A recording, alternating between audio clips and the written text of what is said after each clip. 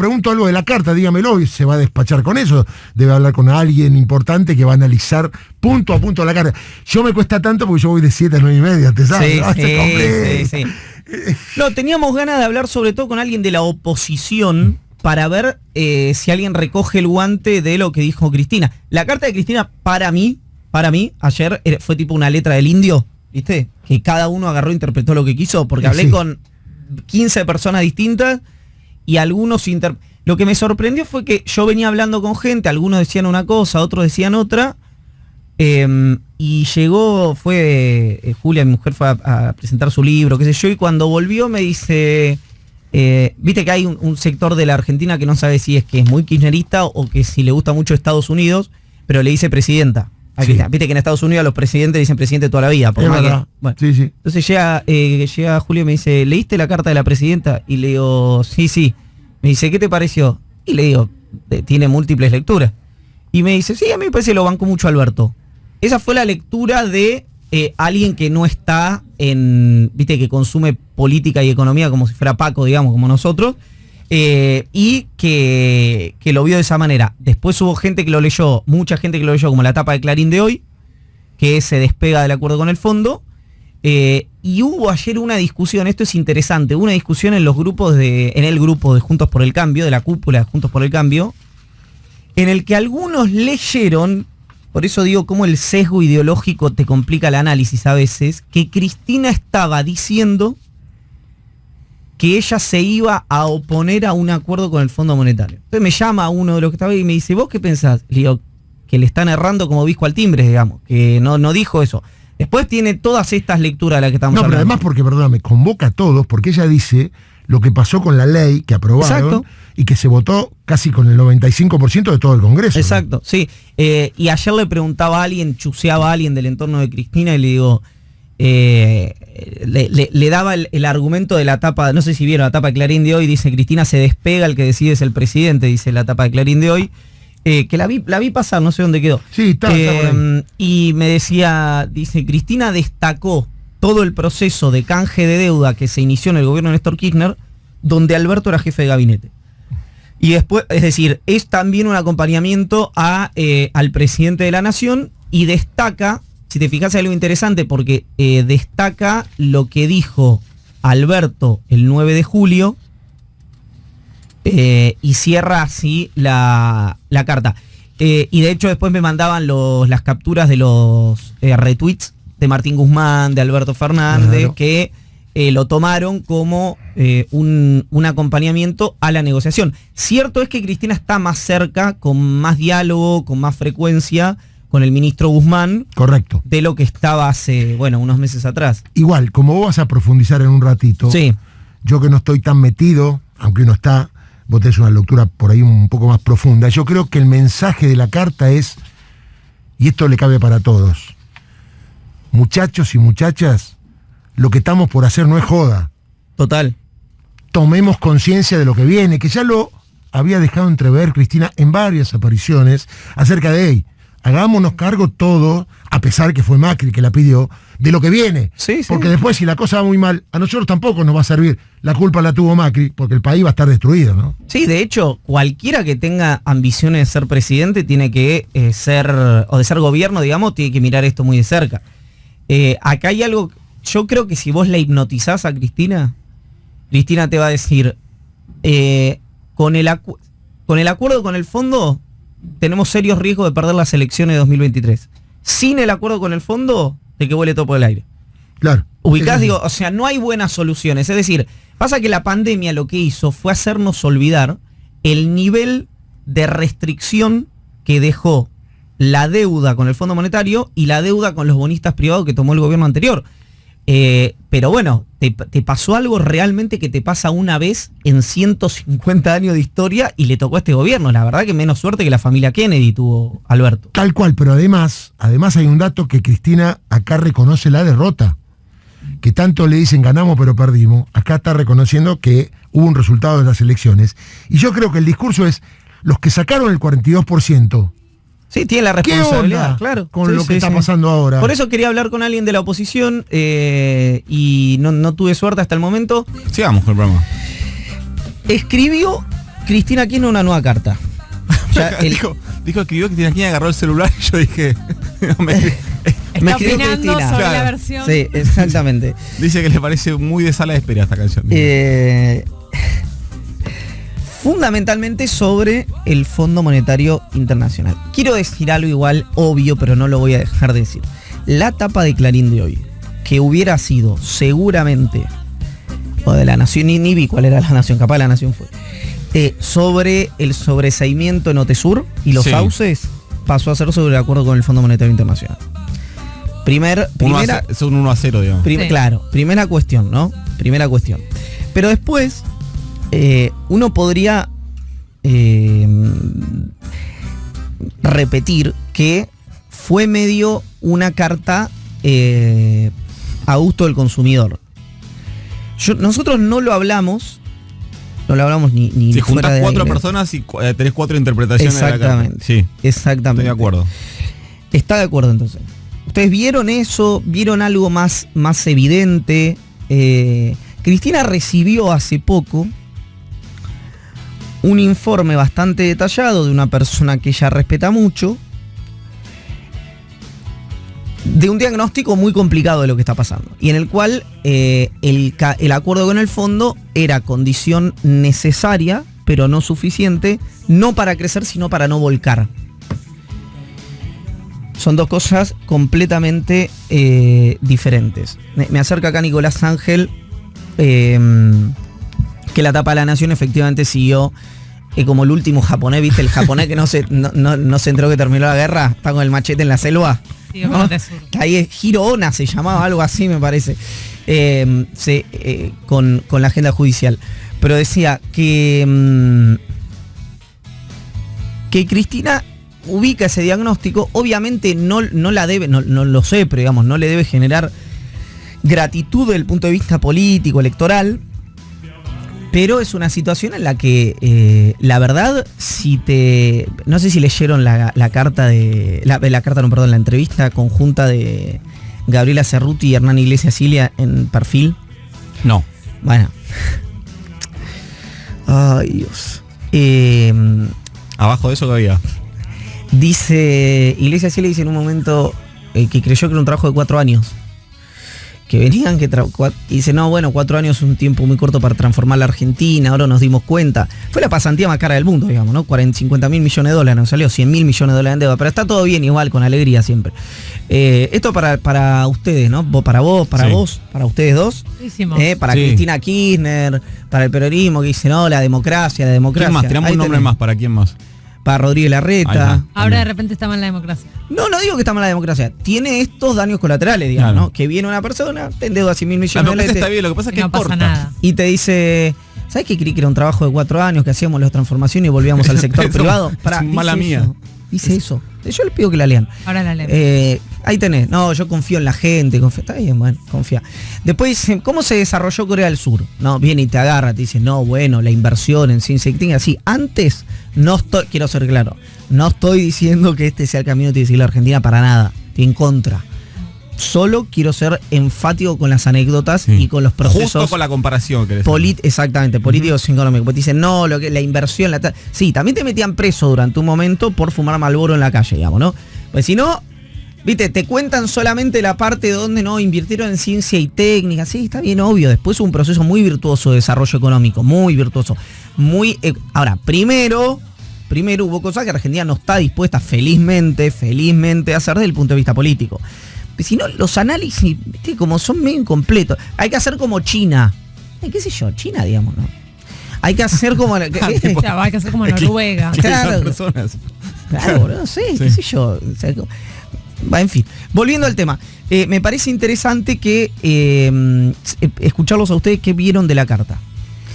A mí me parece que intenta hacer algo que no va a lograr nunca. Bueno, que es tratar de poner fin a la demanda de que ella se manifieste públicamente sobre los temas trascendentales del gobierno.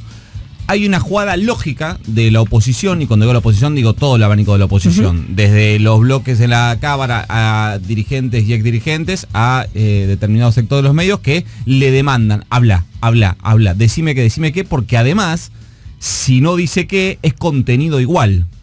Totalmente. En términos mediáticos y políticos. Lo que pasa es que a partir de esta carta eso no se aplaca de ninguna manera. En todo caso cambia.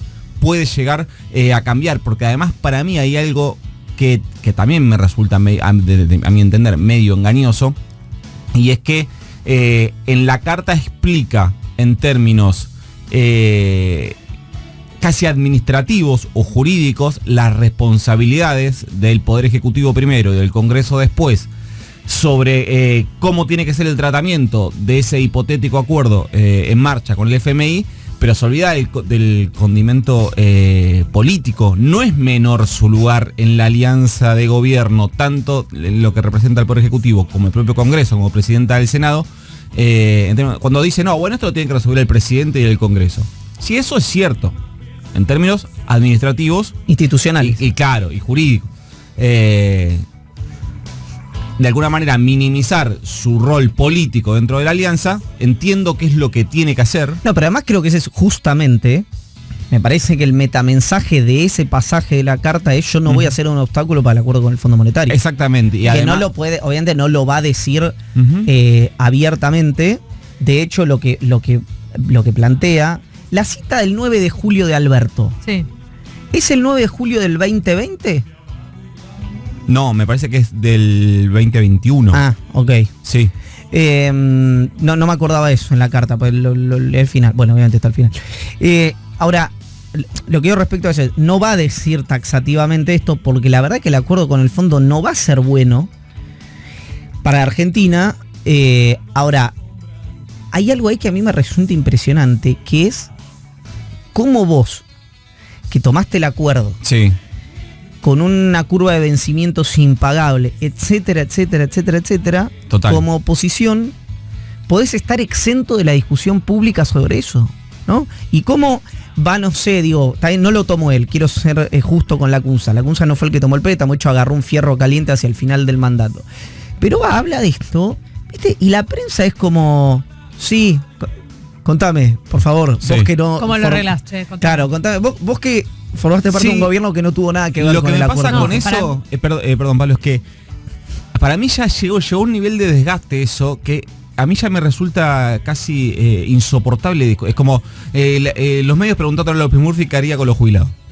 No sé si tenemos que López Murphy estuvo hablando de jubilaciones en la campaña. A Ricardo favor de López eso Murphy. pasaron 20 años. Acá pasaron Está 2. bien, bueno, pero no podés no preguntar. Dos. Pero no podés no preguntar. O sea, ya tuvo la posibilidad de hacer algo con los jubilados. Y así todo el tiempo. Pero chicos, venimos de una campaña donde la retórica de construcción fue Macri diciendo que tuvo que tomar tanta deuda por culpa del kirchnerismo para pagar esos vencimientos. Y después mutó. Estamos medio en una... Y después mutó, como si la nada, variante. y nadie le recordó que antes Sí. había hecho otra cosa. Estamos en un momento donde parece que las palabras caen en saco vacío porque después no significan nada. De hecho, eso que dijiste, es todo eso junto, es lo que más fastidia a un sector de kirchnerismo. Porque en las encuestas, la sociedad de la crisis económica que estamos atravesando en un 70%, en algunas encuestas responsabiliza al gobierno nacional. Claro. Es interesante, por eso cuando Guzmán dice, muy difícil de entender por ahí, ¿no? Pero decir, este es un país sin acceso al crédito, porque se la tomaron toda, chingüengüencha. Debe ser, yo no es que me río, pobre Guzmán, pero ¿sabes la impotencia que debe ser? Que no podés pedir un mango porque se la gastó toda la anterior y ese es el que te dice, yo te lo arreglo en 5 minutos. Además, en un contexto que sí hubiese merecido el endeudamiento del país. Pero claro. Y dice Para más mí cosas. hay 3 patas acá. Una está esta que mencionaba Nico, de Cristina intentando una vez más que la oposición tome protagonismo en este debate. Hay que ver si eso lo logra o no lo logra. Después tenés la segunda pata, de Cristina diciendo, yo no voy a ser obstáculo para este acuerdo con el fondo, pero que quede bien claro que no soy yo la que va a cerrar este mal acuerdo. Que el pueblo sepa que no soy yo la que está decidiendo esto, que va a implicar un ajuste, como todo acuerdo con el fondo va a implicar un ajuste. Pero, y acá me parece la tercera, tampoco me parece aleatorio el discurso que ella elige resaltar de Alberto Fernández, que es unos discursos más duros del presidente contra los organismos de crédito internacional, donde está diciendo el acuerdo nunca va a ser en contra del crecimiento de los argentinos. También es una suerte de presión hacia Alberto. Vos decidís, Alberto, pero yo me quedo con este discurso tuyo. Parece que están esas 3 variables. A mí, yo sumaría un dato, y es que para mí forman parte de una misma estrategia, si es que existe tal cosa en términos públicos, y es que los principales referentes del kirchnerismo están saliendo a hablar tanto del acuerdo con el FMI como a mostrar confianza y respaldo a las gestiones que está haciendo Martín Guzmán, porque esta carta de Cristina Fernández de Kirchner sale 2 o 3 días después de la presencia de Eduardo Guado de Pedro en el almuerzo con él en el marco del CICIP, que viste que como yo el otro día lo decía, Mansur fue como, bueno, estamos acá con todo el principal, traje un amigo kirchnerista para que vea bala todo lo que digo. Para que ustedes se queden tranquilos. Yo no sabía, yo creí que de Pedro no había estado en el CICIP. Fue ese mismo día, sí. Yo creí que había estado Belis y Mansur en el CICIP y de Pedro en la Cámara de Comercio Argentino-Española. No, bueno, yo creo que fue así. Estoy casi seguro que fue así. En 2 momentos distintos. Que igual es lo mismo, el espíritu es el mismo porque el mensaje fue unívoco, fue homogéneo. Yo, ahora lo terminamos de chequear. Yo tenía entendido que había sido en el marco del CICIP, que estaba Funes de Rioja, que estaban las principales cámaras. Lo que digo es que llevar a esta idea de, che, ustedes empresarios que están muy preocupados, traje un amigo kirchnerista para que les cuente que no tienen pensado incendiar la Argentina y que, ¿qué tal? Soy Eduardo Guado de Pedro. No vamos a incendiar la Argentina. Bueno, y ahí mismo en esa misma presentación manifestó su respaldo a las negociaciones que está llevando Martín Guzmán con el FMI. Lo que digo es que me parece que es un paquete. Sí, claro, sí, indudablemente.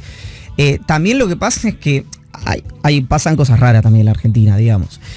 Guado de Pedro, por ejemplo, estuvo con AmCham, estuvo en el foro Yao Yao, estuvo ahora en la Cámara de Comercio Argentino-Española.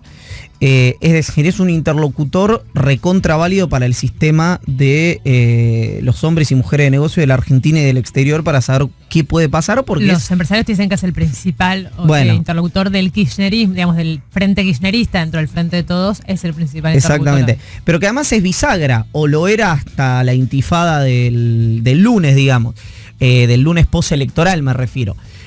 Ahora, ahí hay un punto que es, por ejemplo, esto que estábamos diciendo recién.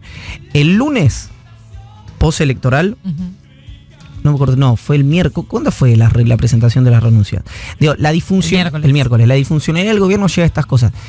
Guado de Pedro tiene una exposición muy interesante por lo que hablé. Estuvo también con Susan Sigal, del Council de las Américas, hubo presentaciones importantes en ese sentido. Ahora, por ejemplo, él termina la presentación con AmCham, que los hombres y mujeres quedaron muy bien impresionados por eso, y a los 40 minutos presenta la renuncia. Entonces digo, si no hay síntesis de eso, los tipos se vuelven locos, digamos. Porque si no, este tipo tiene centralidad política, es muy razonable.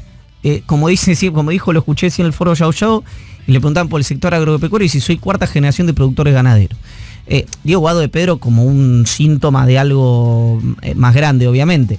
Y me dijo todo esto y a los 40 minutos presentó la renuncia. Igual. Por eso digo que la principal herramienta que necesita el frente de todo, al margen de la síntesis política, sin eso me parece que no va a ningún lado. Yo coincido 100% con vos, hace meses lo venimos planteando y creo que los 3 coincidimos. Igual el principal escollo, tengo la impresión, y construían base de datos, que el principal escollo hoy en la negociación con el fondo no es la desconfianza del fondo en torno a la centralidad y acuerdo del frente de todos, sino las discusiones más de números, más, cuánto va a crecer la Argentina. Si es que realmente el programa económico no es de ajuste, el fondo dice, entonces no vas a lograr crecer solo maximizando exportaciones tanto como me estás diciendo, si no estás dispuesto a hacer las reformas.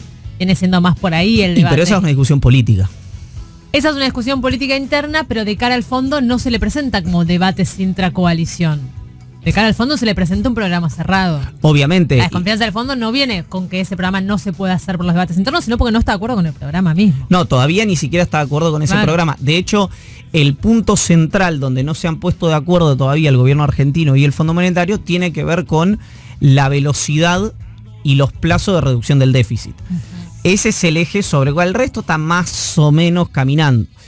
Pero tenemos que hacer un breve receso. Sí, tenía razón, fue en la Cámara Argentina-Española que estuvo Eduardo Guado de Pedro. Es lo que más me gusta que me digan. Tenías razón, sí. Es lo No, que el otro. Ahí es lo que era no- rarísimo. Guado de Pedro.